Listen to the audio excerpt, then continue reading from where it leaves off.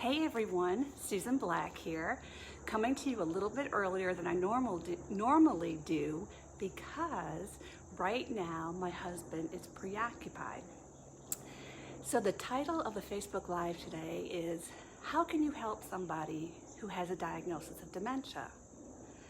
Because oftentimes you don't know what to do. Maybe the person can't carry on a conversation anymore. Maybe they're not able to do the activities that they did before. So you just don't know how to reach out and help them. Well, let me give you a perfect example right now. We have some wonderful neighbors. And if it wasn't for our neighbors and our church family, I really don't know where we would be in this journey on dementia. It would be a lot rougher than it can be already. Let me give you an example. Pat and Stuart Chen, Gary and Bev Teasley, some of our closest friends and our neighbors. They moved here during the BRAC from St. Louis, and it's been a blessing for us. We've watched the Chen's daughters grow up and be able to be a part of their weddings, which was wonderful. We've been friends with the Teasleys for a while and got to watch their granddaughter grow up. So it's been wonderful, but they've been such a blessing to us during this journey as well. Stuart's really good about inviting Pete to go exercise on the Arsenal together. Sometimes he'll take him out for lunch. They'll go bike riding together. So that is really good. Those are some of the activities that Pete can still participate in. Gary and Bev have been wonderful. Gary's been kind of our helpful handyman. Right now, he and Pete are working on our sprinkler system. Pete was an electrical engineer for his entire career. He worked out on the Arsenal and he was a civilian employee, highly educated, very technical, very much into electronics, but now can't figure out how to program the sprinkler system or how to take care of some of the valves that are broken.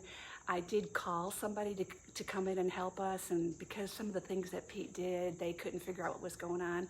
So Gary took Pete to Lowe's and they went and bought a new controller box and installed that together. And now they're working on the sprinkler heads that are busted. And it's really hard for Pete to ask for help. He thinks he can still do it. And he can do certain things, but can really make a mess of other things. So Gary's so patient with them, and Gary's out there right now helping them with the sprinkler system. We had an issue with our dishwasher, and Gary came over and helped us diagnose it and figured out it was a broken pump, and we went to the store and got the part that was missing, and Gary installed that for us, so that was great. Another friend from church, Earl Todd, had come over and helped me to confirm the diagnosis of my oven when it wasn't working, and then I had the new control panel installed on that. So, and the church has been wonderful as far as getting us involved in different activities. People are checking on us. So that's really a wonderful thing, because you don't realize that, especially the day-to-day chores that you have around the house, or when things break or whatever. I'm trying to do the best I can. YouTube is my friend. I've done a lot of YouTube videos to try to learn to diagnose different things. When the ice maker on the refrigerator wasn't working, I diagnosed that, how to defrost it and take care of it. But there's just some things that can be awfully overwhelming. So a lot of times when somebody has a diagnosis like this, you'll reach out to the caregiver and you'll say, let me know how I can help you. Well, it's hard for people like me to come to you and ask for help, because we've taken over and we think that we can handle everything. Now we can't. Now I am getting better about asking for help. Excuse me. But if you see the family struggling, or if they mention something about maybe the sprinkler system not working or the oven not working, just jump in and ask how you can help them. Excuse me. The same thing happened. We were having some issues with our television. And Gary and Stuart came over and helped diagnose it and help us get the sound back on our television, because Pete had, I don't know what he had done. So, but they helped us fix that. David Hall from church, I called him and he came over and helped us get some of our stereo equipment hooked back up, because Pete was always the type of person, especially with sound equipment, loved to have different speakers and do different things. But see, now he kind of messes it up. And so there's wires coming from everywhere, and I don't know what's going on. And he doesn't know what's going on anymore. So we've gotten help from them. But it really, you know the saying that it takes a village to raise a child? It also takes a village when a family is affected by Alzheimer's and dementia.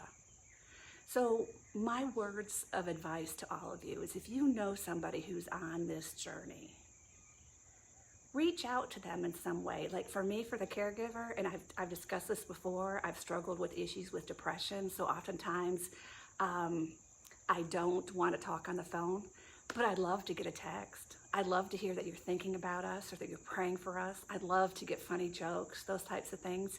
Kind of keeps me connected to the community and to the world, but sometimes it's overwhelming to be on the phone, and I'll be honest with you, my husband can be at the point where he's almost like a preschooler or a toddler, where it's nonstop chatter. Remember those days? Remember when your kids were like that? Well, I've kind of reverted back to that stage with my husband. So sometimes I just want quiet. I don't want a lot of talk and a lot of chatter. One thing that Pete likes to do oftentimes is he'll read me news stories off of his phone. But he has a hard time reading. He stumbles on his words. He can't get the concepts across. So I'm very patient with him, but it can be a little much at times. So that's one of the reasons why I don't really like to talk on the phone that much. But reach out to people who you know are affected by Alzheimer's, that they're caregivers, because they really do need to still feel connected to the community. But it's so important that as things advance, instead of just asking, what can I do to help? Reach out and do something. I bet you can figure out something that family needs.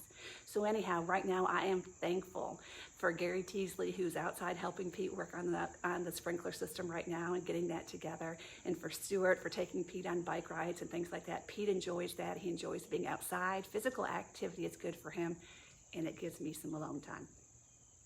So until we meet again, remember to enjoy your journey.